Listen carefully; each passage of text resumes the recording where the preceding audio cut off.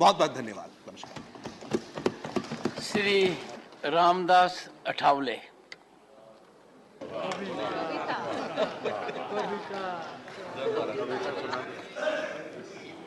आदरणीय महोदय, मैं तो अन्याय के खिलाफ लड़ा हूं। मैं तो अन्याय के खिलाफ लड़ा हूं, इसलिए आपको बधाई देने के लिए यहां खड़ा हूं। आपका अनुभव बहुत ही बड़ा है। आपका अनुभव बहुत ही बड़ा है, इसलिए आपने संघर्ष का पहाड़ चढ़ा है। मेरे पार्टी का मैं हूं अकेला। मेरे पार्टी का मैं हूं अकेला, लेकिन मेरे हाथ में है संविधान का पेला। मैं हूं मेरे पार्टी का अकेला, लेकिन मेरे हाथ में है संविधान का पेला। मैं तो हूं आपका सच्चा चेला। मैं तो हूं आपका सच्चा चेला, मुझे मत छोड़ो अकेला।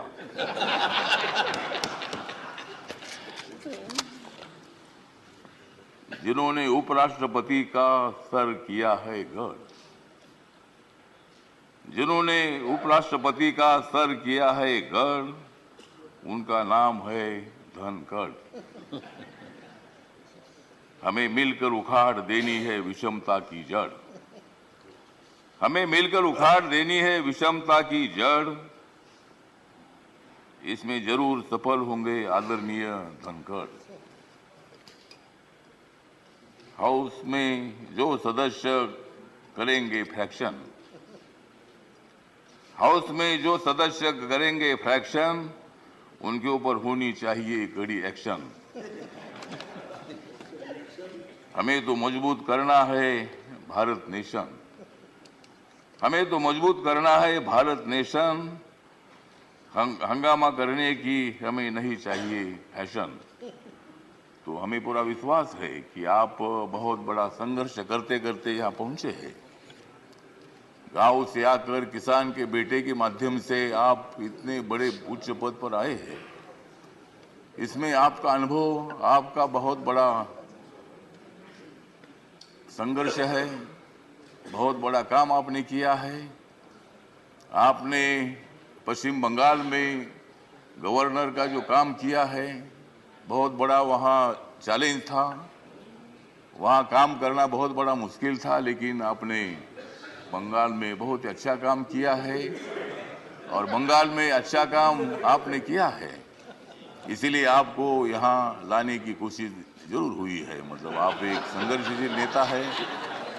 मतलब वहाँ अगर आपका काम ठीक नहीं होता था तो शायद ये पद आपको मिलना बहुत बड़ा मुश्किल था, लेकिन आपने बहुत अच्छा काम किया है।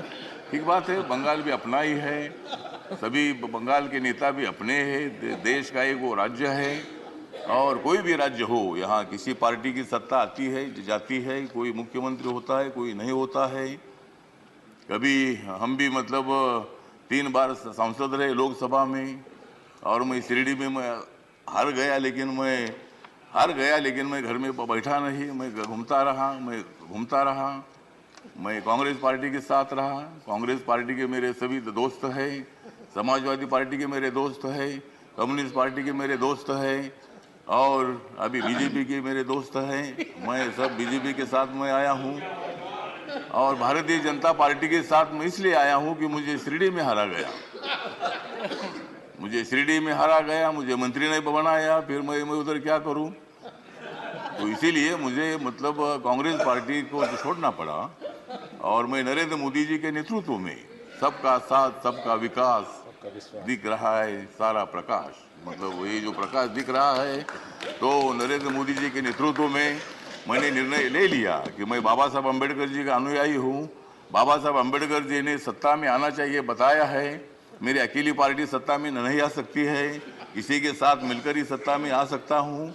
और मेरे पार्टी का मुझे लोग पूछते हैं कि तुम्हारा पार्टी का एक भी लोकसभा में मेंबर नहीं है, तो भी आप मंत्री कैसे हैं। तो मैंने बोला आप माननीय नरेंद्र मोदी जी को जाकर पूछो, मतलब मैं कैसा मंत्री हूँ।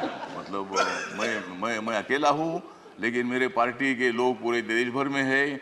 नॉर्थ ईस्ट में मेरी पार्टी सभी पार्टी है और मुझे बोलने का मौका तो दीजिए। मुझे मालूम है कि आप बहुत अच्छे आदमी हैं और मैं आपको, हाँ, आप मुझे हर बार बोलते थे कि हमको कविता सुनाओ।